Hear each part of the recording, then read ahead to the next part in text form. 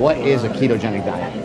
So ketogenic diet is high fat, moderate protein, low carbohydrates. So the goal with the ketogenic diet is to get into ketosis or produce ketones. But to do that, you have to bring down your carbs to a level where your body and your fat high enough to where your body is able to switch from being a glucose burner, which most people on the planet are, to being a fat burner and producing ketones. So there is a little bit of a transition, because if you can imagine, if you've been glucose burning your entire life, it takes a second, but it's one of the most incredible diets, in my opinion. I hate calling it a diet because it's such a it's a way of life. It's not. But you have an awesome background, just like me. You're a meathead, right? So, totally. But it came at it from a little bit of a smarter angle.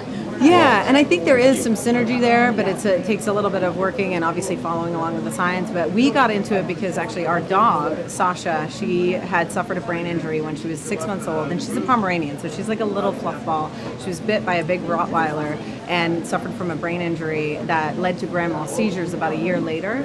And in that process, we had to put her on Keppra. She was on like anti-seizure meds.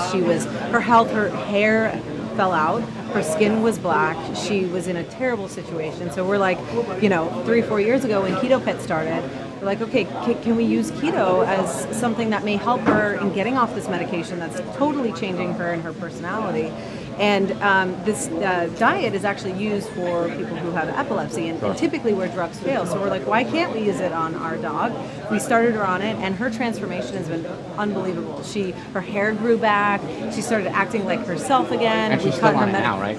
Yeah, so we kind of cycled her through it, but she is doing phenomenally well. But the dogs actually like the food. That's like she loves the food. And a big part of she's spoiled. A big part of this is like, what the hell do I eat if I got to eat like 60% fat? So with a dog, you have like 100% compliance, but right, they can't go to Mickey D's. Yeah, but even with that, you told me you still had dogs that were adverse to food. Yeah, well, so sometimes, just like, people, if you eat the same thing of something over time, sometimes you're like, I'm done with that for a while. Dog's like, I'm sick of this shit. Yeah, so we would have to actually, with Sasha, we switch her from beef to chicken thigh to, coconut oil to, MCTs. And so keeping it interesting even for dogs. But they love the diet because it's raw, it's amazing. Sure. And she gets to get off her medication, which that's the goal. When I decided to go keto, I called you to meet with you because you're, one of the experts in this field, and I just had some questions for you about like getting started. Yeah. Can you kind of reiterate like what would people do? What would be your advice? Like somebody just starting in the first week, Yeah. So how would it get started? Right. There's so much information out there. So obviously, like picking your sources. The book Keto Clarity, actually. Perfect. I have it right here. Yeah. Shameless plug, but this I recommend is a really that to everybody great, as well. It's a great book in terms of just some of the basics and getting a better understanding. But if you do it yourself, the big thing is I would suggest slowly transitioning, because especially if you're a high carb eater, it's going to be a drastic difference for you, and you're going to kind of go through a period where your body's like, whoa, what are we trying to do? I have to use fat for fuel now. So there's a couple of days where you may get a little bit of mental fog, but best way to avoid the whole keto flu thing. The only reason why that happens is typically your insulin is dropping, your kidneys excrete excess water. With that can come a little bit of an electrolyte imbalance. So to avoid that, taking things like potassium, magnesium, upping your sodium too. You do require a little extra sodium on the diet. So those are all things to keep in mind, and proper hydration is great, and then you can avoid some of the side effects. But really slowly reducing your carbs over time, like over a couple of weeks, I would say, and then increasing your fats as you bring down those carbohydrates. The other thing you want to keep in mind is that not only do your carbs need to be low, but protein needs to be moderate, because protein can convert into glucose.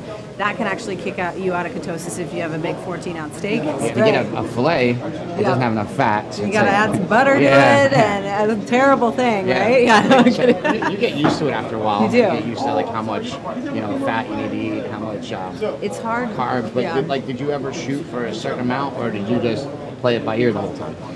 So when I started, I actually made sure my calories were higher than they normally were, just to make sure the transition was like as smooth as possible, because you don't want to be in a caloric deficit at the same time that you're trying to get, become keto adapted. Sure. A lot of people don't eat enough. A lot of people too have a difficult time in wrapping their head around how much fat you have to eat, because at least hitting like a 1-to-1 ratio, you've got to be at about 70% of your, calories are coming from fat, which people are like, oh my gosh, that's crazy. So, and especially from the bodybuilding world, one of the most difficult things I think for me as well as you is like, wait a minute, I don't need to eat this much protein. Could you do keto for like your next show? Like if you're going to compete again, or like would you recommend that? Or it's an interesting thing because you do want to maintain ketosis, but as your carbs get lower, it's a balance, I think. We've had competitors that we've coached before that have done the ketogenic diet into a show, but it's a balance in being able to produce ketones. Also a little bit more of the unknown, right? Right. It's like, well, you could do that if you wanted to experiment, but you also waste a lot of money going into the show, so who wants to? Right. It's kind of an experiment to see if it's going to work. And as you go into like a caloric deficit, typically, you bring up protein, that can kick you out of ketosis, so it's kind of a balancing act. It's not to say you couldn't do it, however, in the off season, it's a beautiful thing. I think it's one of the best things for competitors in the off season, only because it's sort of like a metabolic reset.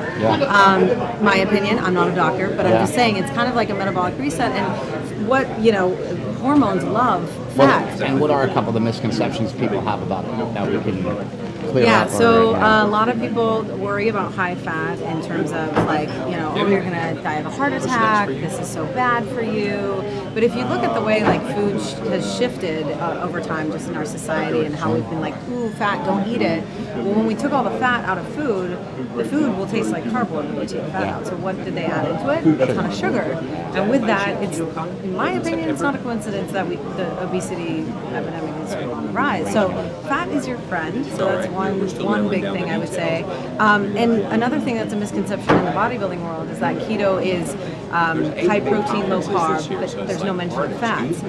Fats are key in being able to switch over your metabolism, and keto can't be high protein because high protein will ultimately kick you out of ketosis. So it's a bit of a balancing act, but I think the more events like this that we do, the more conversations we have, the more patients that are speaking up and talking about their experience with the ketogenic diet and their cancer, the more we can really spread the word and sort of see change happen in nutrition. I think we're going to see a big shift.